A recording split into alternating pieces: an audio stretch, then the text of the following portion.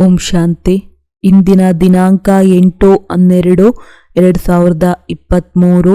ಮಧುರ ಮಕ್ಕಳೇ, ಇಲ್ಲಿ ಧಾರಣೆ ಮಾಡಿ ಅನ್ಯರಿಗೂ ಸಹ ಅವಶ್ಯವಾಗಿ ಮಾಡಿಸಬೇಕಾಗಿದೆ. ಉತ್ತೀರ್ಣರಾಗುವುದಕ್ಕೆ ತಂದೆ ತಾಯಿಯ ಸಮಾನರಾಗಬೇಕಾಗಿದೆ. ಏನು ಕೇಳುತ್ತೀರಿ ಅದನ್ನು ಹೇಳಲು ಬೇಕಾಗಿದೆ. ಪ್ರಶ್ನೆ: ಮಕ್ಕಳಲ್ಲಿ ಎಂತಹ ಶುಭ ಭಾವನೆಯು ಉತ್ಪನ್ನವಾಗುವುದೂ ಸಹ ಒಳ್ಳೆಯ ಪುರುಷಾರ್ಥದ ಚಿಹ್ನೆಯಾಗಿದೆ. ಉತ್ತರ: ಒಂದು ವೇಳೆ ಮಕ್ಕಳಲ್ಲಿ ಈ ಶುಭ ಭಾವನೆ ಇರುತ್ತದೆ ಎಂದರೆ ನಾವು ತಂದೆ ತಾಯಿಯನ್ನು ಅನುಸರಣೆ ಮಾಡಿ ಸಿಂಹಾಸನದ ಮೇಲೆ ಕುಳಿತುಕೊಳ್ಳುತ್ತೇವೆ ಅಂದಾಗ ಇದು ಸಹ ಬಹಳ ಒಳ್ಳೆಯ ಧೈರ್ಯವಾಗಿದೆ. ಅವರು ಬಾಬಾ, ನಾವು ಪೂರ್ಣ ಪರೀಕ್ಷೆಯನ್ನು ಪಾಸ್ ಮಾಡುತ್ತೇವೆಂದು ಹೇಳುತ್ತಾರೆ. ಇದು ಸಹ ಶುಭವನ್ನೇ ಹೇಳುವುದಾಗಿದೆ. ಇದಕ್ಕಾಗಿ ಅವಶ್ಯವಾಗಿ ಅಷ್ಟು ತೀವ್ರ ಪುರುಷಾರ್ಥವನ್ನು ಮಾಡಬೇಕಾಗಿದೆ. ಗೀತೆ: ನಮ್ಮ ತೀರ್ಥಸ್ಥಾನವು ಭಿನ್ನವಾಗಿದೆ. ಓಂ ಶಾಂತಿ. ಈಗ ಇಲ್ಲಿ ಪಾಪಾತ್ಮರಂತೂ ಎಲ್ಲರೂ ಆಗಿದ್ದಾರೆ. ಪುಣ್ಯಾತ್ಮರು ಸ್ವರ್ಗದಲ್ಲಿಯೇ ಇರುತ್ತಾರೆ. ಇದು ಪಾಪಾತ್ಮರ ಪ್ರಪಂಚವಾಗಿದೆ. ಇಲ್ಲಿ ಅಜಾಮಿಳರಂತಹ ಪಾಪಾತ್ಮರೂ ಇದ್ದಾರೆ ಮತ್ತು ಸ್ವರ್ಗವು ದೇವತೆಗಳ ಪುಣ್ಯಾತ್ಮರ ಪ್ರಪಂಚವಾಗಿದೆ. ಇಬ್ಬರ ಮಹಿಮೆಯು ಬೇರೆ ಬೇರೆಯಾಗಿದೆ. ಬಹಳಷ್ಟು ಬ್ರಾಹ್ಮಣರಿದ್ದಾರೆ.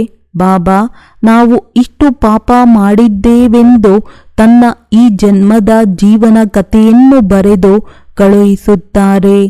ತಂದೆಯ ಬಳಿ ಎಲ್ಲರ ಜೀವನ ಕಥೆ ಇದೆ. ಮಕ್ಕಳಿಗೆ ಗೊತ್ತಿದೆ ಇಲ್ಲಿ ಕೇಳಬೇಕು ಮತ್ತು ಅನ್ಯರಿಗೆ ಹೇಳಬೇಕಾಗಿದೆ ಅಂದಾಗ ಹೇಳುವವರು ಎಷ್ಟು ಮಂದಿ ಬೇಕಾಗುತ್ತದೆ. ಎಲ್ಲಿಯವರೆಗೆ ಹೇಳುವವರಾಗುವುದಿಲ್ಲ ಅಲ್ಲಿಯವರೆಗೆ ಪಾಸಾಗಲು ಸಾಧ್ಯವಿಲ್ಲ.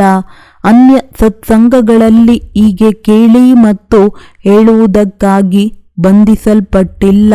ಆದರೆ ಇಲ್ಲಿ ಧಾರಣೆ ಮಾಡಿ ನಂತರ ಮಾಡಿಸಬೇಕಾಗಿದೆ. ಅನುಯಾಯಿಗಳನ್ನು ಮಾಡಿಕೊಳ್ಳಬೇಕಾಗಿದೆ. ಇಲ್ಲಿ ಒಬ್ಬರೇ ಪಂಡಿತರು ಕಥೆಯನ್ನು ತಿಳಿಸಬೇಕೆಂದಲ್ಲ. ಆದರೆ ಪ್ರತಿಯೊಬ್ಬರೂ ಸಹ ತಂದೆ ತಾಯಿಯ ಸಮಾನರಾಗಬೇಕು. ಅನ್ಯರಿಗೆ ತಿಳಿಸಿದಾಗಲೇ ಉತ್ತೀರ್ಣರಾಗುತ್ತೀರಿ ಮತ್ತು ತಂದೆಯ ಹೃದಯವನ್ನೇರುತ್ತೀರಿ. ಜ್ಞಾನದ ಆಧಾರದ ಮೇಲೆಯೇ ತಿಳಿಸಲಾಗುತ್ತದೆ. ಅಲ್ಲಂತೂ ಎಲ್ಲರೂ ಕೃಷ್ಣ ಭಗವಾನುವಾಚವೆಂದು ಹೇಳುತ್ತಾರೆ. ಆದರೆ ಇಲ್ಲಿ ಜ್ಞಾನಸಾಗರ, ಪತಿತ ಪಾವನ, ಗೀತಾ ಜ್ಞಾನದಾತ ಶಿವ ಭಗವಾನುವಾಚ ಎಂದು ಹೇಳುತ್ತಾರೆ. ರಾಧೆ ಕೃಷ್ಣ ಅಥವಾ ಲಕ್ಷ್ಮೀ ನಾರಾಯಣರಿಗೆ ಭಗವಾನ್ ಭಗವತಿ ಎಂದು ಹೇಳಲು ಸಾಧ್ಯ ಇಲ್ಲ. ನಿಯಮ ಇಲ್ಲ. ಭಗವಂತನೇ ಅವರಿಗೆ ಪದವಿಯನ್ನು ಕೊಟ್ಟಿದ್ದಾರೆ. ಅಂದ ಮೇಲೆ ಅವಶ್ಯವಾಗಿ ಭಗವಾನ್ ಭಗವತಿಯರನ್ನಾಗಿಯೇ ಮಾಡುತ್ತಾರೆ. ಆದ್ದರಿಂದ ಈ ಹೆಸರು ಬಂದಿದೆ. ಈಗ ನೀವು ವಿಜಯ ಮಾಲೆಯಲ್ಲಿ ಪೋಣಿಸಲ್ಪಡುವ ಪುರುಷಾರ್ಥ ಮಾಡುತ್ತಿದ್ದೀರಿ. ಮಾಲೆಯು ತಯಾರಾಗುತ್ತದೆ ಎಲ್ಲವೇ. ಮೇಲೆ ರುದ್ರ ಅರ್ಥಾತ್ ಶಿವನಿದ್ದಾರೆ. ರುದ್ರಾಕ್ಷಿಯ ಮಾಲೆ ಇರುತ್ತದೆ ಎಲ್ಲವೇ. ಇಲ್ಲಿ ಈಶ್ವರನ ಮಾಲೆಯು ತಯಾರಾಗುತ್ತಿದೆ. ನಮ್ಮ ತೀರ್ಥಸ್ಥಾನವು ಭಿನ್ನವಾಗಿದೆ ಎಂದು ಹೇಳುತ್ತಾರೆ. ಅಲ್ಲಂತೂ ತೀರ್ಥಸ್ಥಾನಗಳಿಗೆ ಹೋಗಿ ಬಹಳ ಪೆಟ್ಟು ತಿನ್ನುತ್ತಾರೆ. ಆದರೆ ಇಲ್ಲಿ ನಿಮ್ಮ ಮಾತೆ ಭಿನ್ನವಾಗಿದೆ. ನಿಮ್ಮ ಬುದ್ಧಿಯೋಗವು ಶಿವತಂದೆಯ ಜೊತೆ ಇದೆ. ರುದ್ರನ ಕೊರಳಿನ ಹಾರವಾಗಬೇಕಾಗಿದೆ. ಮಾಲೆಯ ರಹಸ್ಯವನ್ನು ತಿಳಿದುಕೊಂಡಿಲ್ಲ. ಮೇಲೆ ಶಿವತಂದೆ, ಮಾಲೆಯ ಹೂವು, ನಂತರ ಜಗದಂಬ, ಜಗತ್ಪಿತ ಹಾಗೂ ಅವರ 108 ವಂಶಾವಳಿ. ಬಾಬಾರವರು ನೋಡಿದ್ದಾರೆ. ಬಹಳ ದೊಡ್ಡ ಮಾಲೆ ಇರುತ್ತದೆ. ಅದನ್ನು ಎಲ್ಲರೂ ಎಳೆಯುತ್ತಾರೆ. ರಾಮ ರಾಮ ಎಂದು ಹೇಳುತ್ತಾರೆ. ಆದರೆ ಲಕ್ಷ್ಯವೇನೂ ಇಲ್ಲ. ರುದ್ರ ಮಾಲೆಯನ್ನು ತಿರುಗಿಸುತ್ತಾರೆ. ರಾಮ ರಾಮ ಎಂಬ ಧ್ವನಿಯನ್ನು ಮಾಡುತ್ತಿರುತ್ತಾರೆ. ಇದೆಲ್ಲವೂ ಭಕ್ತಿ ಮಾರ್ಗವಾಯಿತು. ಆದರೂ ಸಹ ಇದು ಅನ್ಯ ಮಾತುಗಳಿಗಿಂತ ಉತ್ತಮವಾಗಿದೆ. ಏಕೆಂದರೆ ಎಷ್ಟು ಸಮಯ ಗುಂಗಿನಲ್ಲಿರುತ್ತಾರೆಯೋ ಆಗ ಯಾವುದೇ ಪಾಪವಾಗುವುದಿಲ್ಲ. ಇವು ಪಾಪಗಳಿಂದ ಪಾರಾಗುವ ಯುಕ್ತಿಯಾಗಿದೆ. ಇಲ್ಲಿ ಮಾಲೆಯನ್ನು ತಿರುಗಿಸುವ ಮಾತಿಲ್ಲ. ಸ್ವಯಂ ಮಾಲೆಯ ಮಣಿಯಾಗಬೇಕಾಗಿದೆ. ಅಂದಾಗ ನಮ್ಮ ತೀರ್ಥಸ್ಥಾನವು ಭಿನ್ನವಾಗಿದೆ. ನಾವು ನಮ್ಮ ಶಿವತಂದೆಯ ಮನೆಯ ಅವ್ಯಭಿಚಾರಿ ಯಾತ್ರಿಕರಾಗಿದ್ದೇವೆ. ಯೋಗದಿಂದ ನಮ್ಮ ಜನ್ಮ ಜನ್ಮಾಂತರದ ವಿಕರ್ಮಗಳು ಭಸ್ಮವಾಗುತ್ತದೆ. ಕೃಷ್ಣನನ್ನು ಯಾರಾದರೂ ದಿನರಾತ್ರಿ ನೆನಪು ಮಾಡಿದರೂ ಸಹ ವಿಕರ್ಮ ವಿನಾಶವಾಗಲು ಸಾಧ್ಯವಿಲ್ಲ. ರಾಮ ರಾಮ ಎಂದು ಹೇಳುವ ಸಮಯದಲ್ಲಿ ಯಾವುದೇ ಪಾಪವಂತೂ ಆಗುವುದಿಲ್ಲ. ಆದರೆ ನಂತರ ಪಾಪ ಮಾಡಲು ತೊಡಗುತ್ತಾರೆ. ಇದರಿಂದ ಪಾಪಗಳು ಭಸ್ಮವಾಗುತ್ತದೆ ಅಥವಾ ಆಯಸ್ಸು ಹೆಚ್ಚಾಗುತ್ತದೆ ಎಂದಲ್ಲ. ಇಲ್ಲಿ ಯೋಗ ಬಲದಿಂದ ನೀವು ಮಕ್ಕಳ ಪಾಪಗಳು ಭಸ್ಮವಾಗುತ್ತವೆ ಮತ್ತು ಆಯಸ್ಸು ಹೆಚ್ಚುತ್ತದೆ. ಜನ್ಮ ಜನ್ಮಾಂತರಕ್ಕಾಗಿ ನಿಮ್ಮ ಆಯಸ್ಸು ಅವಿನಾಶಿಯಾಗಿ ಬಿಡುತ್ತದೆ. ಮನುಷ್ಯರಿಂದ ದೇವತೆಗಳಾಗುವುದನ್ನೇ ಜೀವನವನ್ನು ರೂಪಿಸಿಕೊಳ್ಳುವುದು ಎಂದು ಹೇಳಲಾಗುವುದು. ದೇವತೆಗಳದ್ದು ಎಷ್ಟೊಂದು ಮಹಿಮೆ ಇದೆ. ನಾವು ನೀಚರು, ಪಾಪಿಗಳೆಂದು ಮನುಷ್ಯರು ತಮ್ಮನ್ನು ತಾವೇ ಹೇಳಿಕೊಳ್ಳುತ್ತಾರೆ. ಅಂದಾಗ ಎಲ್ಲರೂ ಹೀಗೆಯೇ ಆಗಿರಬೇಕು. ನಾನು ನಿರ್ಗುಣನಲ್ಲಿ ಯಾವುದೇ ಗುಣವಿಲ್ಲ, ತಾವೇ ದಯೆ ತೋರಬೇಕೆಂದು ಆಡುತ್ತಾರೆ. ಹೀಗೆ ಪರಮಾತ್ಮನ ಮಹಿಮೆ ಮಾಡುತ್ತಾರೆ. ತಂದೆಯು ನಿಮ್ಮನ್ನು ಸರ್ವಗುಣ ಸಂಪನ್ನ ಶ್ರೀಕೃಷ್ಣನ ಸಮಾನರನ್ನಾಗಿ ಮಾಡಿಬಿಡುತ್ತಾರೆ. ತಾವೀಗ ಆಗುತ್ತಿದ್ದೀರಿ. ನಿರ್ಗುಣ ಬಾಲಕ ಎಂಬ ಸಂಸ್ಥೆಯು ಇದೆ. ಆದರೆ ನಿರ್ಗುಣ ಎಂದು ಯಾವುದಕ್ಕೆ ಹೇಳುತ್ತಾರೆ ಎಂಬ ಅರ್ಥವನ್ನು ತಿಳಿದುಕೊಂಡಿಲ್ಲ. ಸರ್ವಗುಣ ಸಂಪನ್ನರೆಂದು ಶ್ರೀಕೃಷ್ಣ ಅಥವಾ ಲಕ್ಷ್ಮೀ ನಾರಾಯಣರ ಗುಣಗಳ ಮಹಿಮೆಯನ್ನು ಆಡುತ್ತಾರೆ. ಆದರೆ ನೀವು ಅಂತಹ ದೇವತೆಗಳಾಗುತ್ತಿದ್ದೀರಿ. ಅದು ನಿಮಗೆ ಗೊತ್ತಿದೆ. ನಾವು ಅವರ ಸಮಾನರಾಗುತ್ತಿದ್ದೇವೆಂದು ಹೇಳುವ ಮತ್ಯಾವುದೇ ಸತ್ಸಂಗವಿಲ್ಲ. ಇಲ್ಲಿ ನೀವು ಲಕ್ಷ್ಮೀ ನಾರಾಯಣರನ್ನು ಒರಿಸುತ್ತೀರೋ ಅಥವಾ ರಾಮ ಸೀತೆಯರನ್ನು ಎಂದು ತಂದೆಯು ಕೇಳುತ್ತಾರೆ. ಅಂದಾಗ ಮಕ್ಕಳು ಸಹ ಬುದ್ಧಿ ಇಲ್ಲದವರೇನಲ್ಲ. ಬಾಬಾ, ನಾವು ಪರೀಕ್ಷೆಯನ್ನು ಪೂರ್ಣ ತೇರ್ಗಡೆ ಮಾಡುತ್ತೇವೆಂದು ತಕ್ಷಣ ಹೇಳುತ್ತಾರೆ. ಅಂದರೆ ಶುಭವನ್ನೇ ಹೇಳುತ್ತಾರೆ. ಆದರೆ ಎಲ್ಲರೂ ಒಂದೇ ಸಮಾನರಾಗಲು ಸಾಧ್ಯವಿಲ್ಲ. ಆದರೂ ಸಹ ಸಾಹಸವನ್ನು ತೋರಿಸುತ್ತಾರೆ. ಮೊಮ್ಮ ಬಾಬಾರವರು ಶಿವತಂದೆಯ ಅನನ್ಯ ಮಕ್ಕಳಾಗಿದ್ದಾರೆ. ನಾವು ಅವರನ್ನು ಪೂರ್ಣ ಅನುಸರಣೆ ಮಾಡಿ ಸಿಂಹಾಸನದ ಮೇಲೆ ಕುಳಿತುಕೊಳ್ಳುತ್ತೇವೆ. ಈ ಶುಭ ಕಾಮನೆ ಒಳ್ಳೆಯದಾಗಿದೆ. ನಂತರ ಇಂತಹ ಪುರುಷಾರ್ಥ ಮಾಡಬೇಕು. ಈ ಸಮಯದ ಪುರುಷಾರ್ಥವು ಕಲ್ಪಕಲ್ಪಕ್ಕೆ ಆಗಿಬಿಡುತ್ತದೆ. ಗ್ಯಾರಂಟಿಯಾಗಿ ಬಿಡುವುದು ಈಗಿನ ಪುರುಷಾರ್ಥದಿಂದ ತಿಳಿಯುತ್ತದೆ. ಕಲ್ಪದ ಮೊದಲು ಹೀಗೆ ಮಾಡಿದ್ದರೆಂದು ಕಲ್ಪಕಲ್ಪವು ಇಂತಹ ಪುರುಷಾರ್ಥವೇ ನಡೆಯುತ್ತದೆ. ಯಾವಾಗ ಪರೀಕ್ಷೆಯ ಸಮಯವು ಬರುತ್ತದೆಯೋ ಆಗ ನಾವು ಎಲ್ಲಿಯವರೆಗೆ ಪಾಸಾಗುತ್ತೇವೆಂದು ಗೊತ್ತಾಗುತ್ತದೆ. ಶಿಕ್ಷಕರಿಗಂತೂ ತಕ್ಷಣ ಗೊತ್ತಾಗಿ ಬಿಡುತ್ತದೆ. ಇದು ನರನಿಂದ ನಾರಾಯಣರಾಗುವ ಗೀತಾ ಪಾಠಶಾಲೆಯಾಗಿದೆ. ಆದರೆ ಅನ್ಯ ಗೀತಾ ಪಾಠಶಾಲೆಗಳಲ್ಲಿ ನರನಿಂದ ನಾರಾಯಣರಾಗಲು ಬಂದಿದ್ದೇವೆಂದು ಹೇಳುವುದಿಲ್ಲ. ಅಥವಾ ನಾನು ನರನಿಂದ ನಾರಾಯಣನನ್ನಾಗಿ ಮಾಡುತ್ತೇನೆಂದು ಶಿಕ್ಷಕರು ಹೇಳಲು ಸಾಧ್ಯವಿಲ್ಲ. ಮೊದಲು ನಾನು ನರನಿಂದ ನಾರಾಯಣನಾಗುತ್ತೇನೆಂದು ಮೊದಲು ಶಿಕ್ಷಕರಿಗೆ ನಶೆ ಇರಬೇಕು. ಗೀತಾ ಪ್ರವಚನ ಮಾಡುವವರಂತೂ ಅನೇಕರಿರುತ್ತಾರೆ. ಆದರೆ ನಾವು ಶಿವತಂದೆಯ ಮೂಲಕ ಓದುತ್ತೇವೆಂದು ಎಲ್ಲಿಯೂ ಹೇಳುವುದಿಲ್ಲ. ಅವರಂತೂ ಮನುಷ್ಯರ ಮುಖಾಂತರ ಓದುತ್ತಾರೆ. ನಿಮಗಂತೂ ಗೊತ್ತಿದೆ, ಶ್ರೇಷ್ಠಾತಿ ಶ್ರೇಷ್ಠ ಪರಂಪಿತ ಪರಮಾತ್ಮ ಶಿವನಾಗಿದ್ದಾರೆ. ಅವರೇ ಸ್ವರ್ಗದ ರಚಯಿತ, ಜ್ಞಾನಪೂರ್ಣನಾಗಿದ್ದಾರೆ. ಅವರೇ ಬಂದು ಪತಿತರನ್ನು ಪಾವನರನ್ನಾಗಿ ಮಾಡುತ್ತಾರೆ. ಗುರುನಾನಕರೂ ಸಹ ಅವರ ಮಹಿಮೆ ಆಡಿದ್ದಾರೆ. ಸಾಹೀಬನನ್ನು ಜಪಿಸಿದರೆ ಸುಖ ಸಿಗುವುದು ಎಂದು. ಈಗ ನಿಮಗೆ ಗೊತ್ತಿದೆ, ಶ್ರೇಷ್ಠಾತಿ ಶ್ರೇಷ್ಠ ಸತ್ಯ ಸಾಹೇಬ್ ತಂದೆಯಾಗಿದ್ದಾರೆ.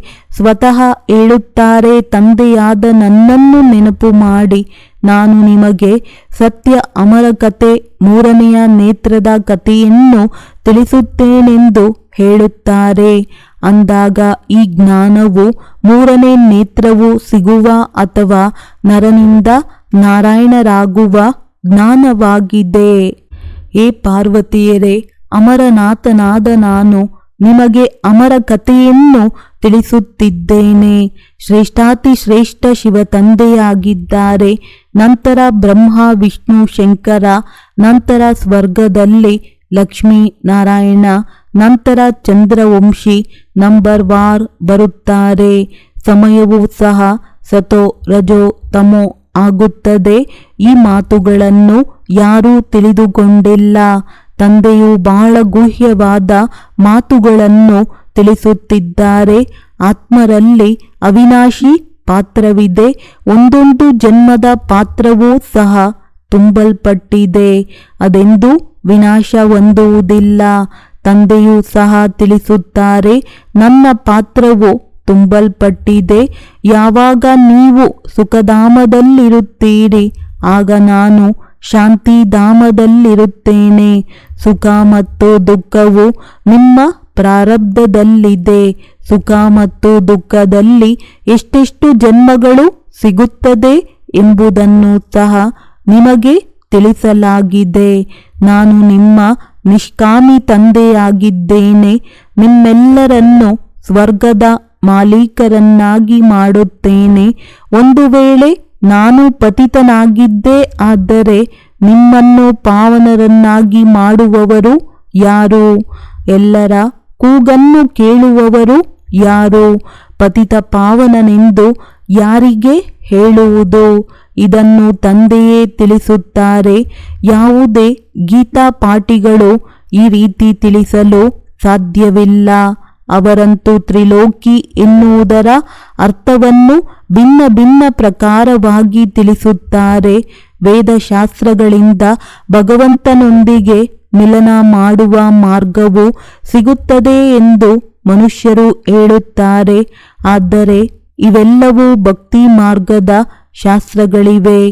ಜ್ಞಾನ ಮಾರ್ಗದವರಿಗೆ ಯಾವುದೇ ಶಾಸ್ತ್ರಗಳಿಲ್ಲ ಎಂದು ತಂದೆಯು ತಿಳಿಸುತ್ತಾರೆ.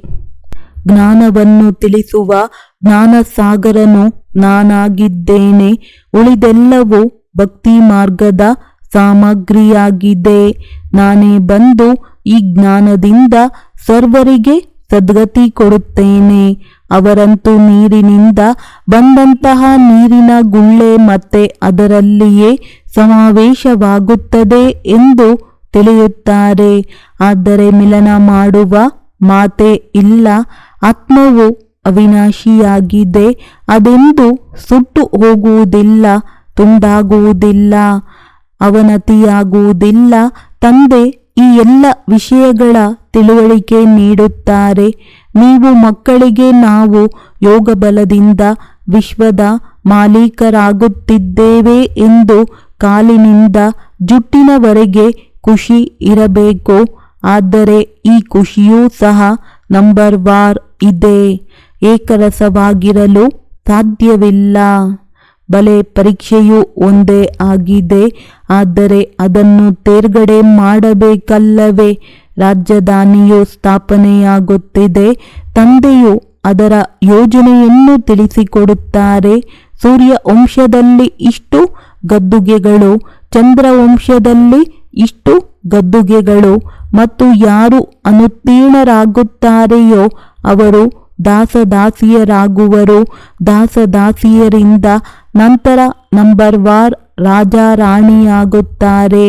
ಅವಿದ್ಯಾವಂತರು ಅಂತ್ಯದಲ್ಲಿ ಪದವಿಯನ್ನು ಪಡೆಯುತ್ತಾರೆ. ತಂದೆಯಂತೂ ಬಹಳಷ್ಟು ತಿಳಿಸಿಕೊಡುತ್ತಾರೆ. ಒಂದು ವೇಳೆ ಏನೇ ಅರ್ಥವಾಗದಿದ್ದರೆ ಅದನ್ನು ಕೇಳಬಹುದು. ವಿವೇಕವೂ ಸಹ ಹೇಳುತ್ತದೆ, ಎಲ್ಲಿ ಹೋಗಿ ಜನ್ಮ ಪಡೆಯುತ್ತಾರೆಯೋ ಅಲ್ಲಿಯೂ ಸಹ ಕಡಿಮೆ ಸುಖವೇನೂ ಇರುವುದಿಲ್ಲ. ಬಹಳ ಮಾನ್ಯತೆ ಇರುತ್ತದೆ. ದೊಡ್ಡ ದೊಡ್ಡ ಮೆಹಲುಗಳಲ್ಲಿರುತ್ತಾರೆ. ಸುಂದರವಾದ ಉದ್ಯಾನವನಗಳಿರುತ್ತವೆ. ಅಲ್ಲಿ 2-3 ಅಂತಸ್ತುಗಳ ಕಟ್ಟಡವನ್ನು ನಿರ್ಮಿಸುವ ಅವಶ್ಯಕತೆ ಇರುವುದಿಲ್ಲ. ಬಹಳ ಜಮೀನಿರುತ್ತದೆ. ಹಣದ ಕೊರತೆ ಇರುವುದಿಲ್ಲ.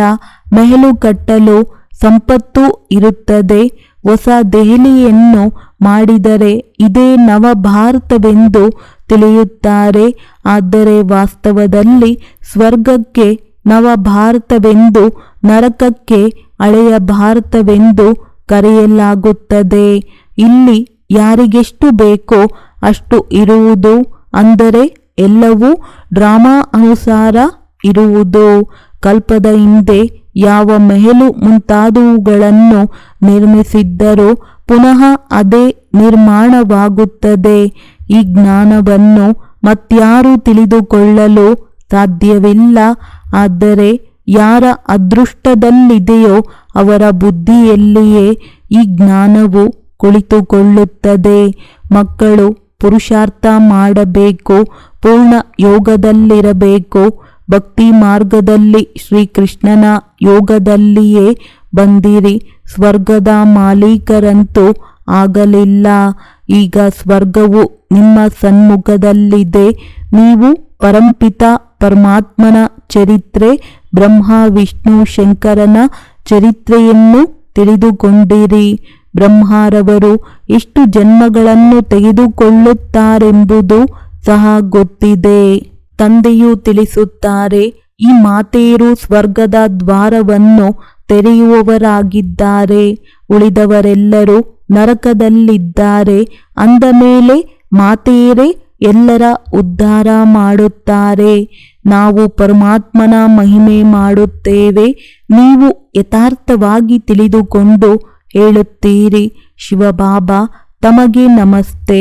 ತಾವು ಬಂದು ನಮ್ಮನ್ನು ವಾರಸುದಾರರನ್ನಾಗಿ ಮಾಡುತ್ತೀರಿ. ಸ್ವರ್ಗದ ಮಾಲೀಕರನ್ನಾಗಿ ಮಾಡುತ್ತೀರಿ. ಇಂತಹ ಶಿವತಂದೆ ನಿಮಗೆ ನಮಸ್ತೆ. ತಂದೆಗಂತೂ ಮಕ್ಕಳು ನಮಸ್ತೆ ಅವಶ್ಯವಾಗಿ ಮಾಡುತ್ತಾರೆ. ನಂತರ ತಂದೆಯೂ ಸಹ ಹೇಳುತ್ತಾರೆ, ಮಕ್ಕಳೇ ನಮಸ್ತೆ. ನೀವು ಸಹ ನನ್ನನ್ನು ನಿಮ್ಮ ಅಲ್ಪ ಸ್ವಲ್ಪ ಹಣಕ್ಕೆ ವಾರಸುದಾರರನ್ನಾಗಿ ಮಾಡಿಕೊಳ್ಳುತ್ತೀರಿ. ಕವಡೆಯಷ್ಟಕ್ಕೆ ವಾರಸುದಾರರನ್ನಾಗಿ ಮಾಡಿಕೊಳ್ಳುತ್ತೀರಿ. ನಾನು ನಿಮ್ಮನ್ನು ವಜ್ರಕ್ಕೆ ವಾರಸುದಾರರನ್ನಾಗಿ ಮಾಡಿಕೊಳ್ಳುತ್ತೇನೆ. ಶಿವ ಬಾಲಕನನ್ನು ವಾರಸುದಾರರನ್ನಾಗಿ ಮಾಡಿಕೊಳ್ಳುತ್ತೀರಲ್ಲವೇ? ಒಳ್ಳೆಯದು. ಮಧುರಾತಿ ಮಧುರ ಅಗಲಿ ಮರಳಿ ಸಿಕ್ಕಿರುವಂತಹ ಮಕ್ಕಳಿಗೆ ಪ್ರೀತಿಯ ಮಾತ್ಪಿತಾ ಬಾಪ್ತಾದರವರ ನೆನಪು, ಪ್ರೀತಿ ಹಾಗೂ ಸುಪ್ರಭಾತ. ಆತ್ಮೀಯ ಮಕ್ಕಳಿಗೆ ಆತ್ಮೀಯ ತಂದೆಯ ನಮಸ್ತೆ. ಧಾರಣೆಗಾಗಿ ಮುಖ್ಯ ಸಾರ: ಶಿವತಂದೆಯ ಮನೆಯ ಅವ್ಯಭಿಚಾರಿ ಯಾತ್ರಿಕರಾಗಿ ಯೋಗ ಬಲದಿಂದ ವಿಕರ್ಮಗಳನ್ನು ಭಸ್ಮ ಮಾಡಿಕೊಳ್ಳಬೇಕು. ಜ್ಞಾನದ ಸ್ಮರಣೆ ಮಾಡಿ ಅಪಾರ ಖುಷಿಯಲ್ಲಿರಬೇಕು. ತಂದೆಯ ಸಮಾನ ಸಿಂಹಾಸನಾಧಿಕಾರಿಗಳಾಗುವ ಶುಭ ಕಾಮನೆಯನ್ನು ಇಟ್ಟುಕೊಂಡು ತಂದೆಯನ್ನು ಪೂರ್ಣ ಅನುಸರಿಸಬೇಕು.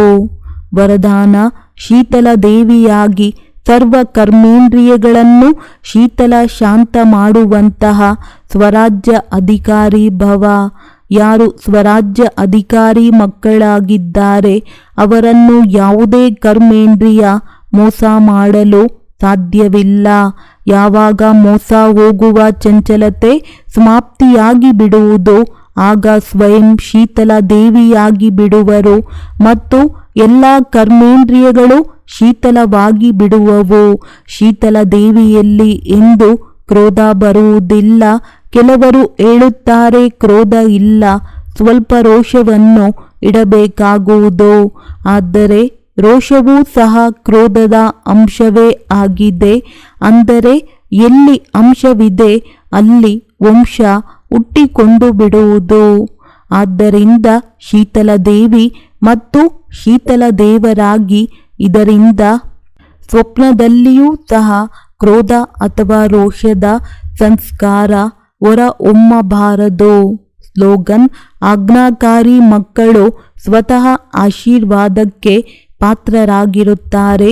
ಅವರಿಗೆ ಆಶೀರ್ವಾದ ಕೇಳುವ ಅವಶ್ಯಕತೆ ಇಲ್ಲ. ಮಾತೇಶ್ವರಿ ಜಿ ಅವರ ಮಧುರ ಮಹಾವಾಕ್ಯ. ನಯನಹೀನ ಅರ್ಥಾತ್ ಜ್ಞಾನ ನೇತ್ರಹೀನರಿಗೆ ಮಾರ್ಗ ತೋರಿಸುವಂಥವರು ಪರಮಾತ್ಮ. ನಯನಹೀನರಿಗೆ ಮಾರ್ಗ ತೋರಿಸಿ ಪ್ರಭು. ಈಗ ಏನು ಮನುಷ್ಯರು ಈ ಗೀತೆ ಆಡುತ್ತಾರೆ, ನಯನಹೀನರಿಗೆ ಮಾರ್ಗ ತೋರಿಸಿ, ಅಂದರೆ ಮಾರ್ಗ ತೋರಿಸುವಂಥವರು ಒಬ್ಬರೇ ಪರಮಾತ್ಮ ಆಗಿದ್ದಾರೆ.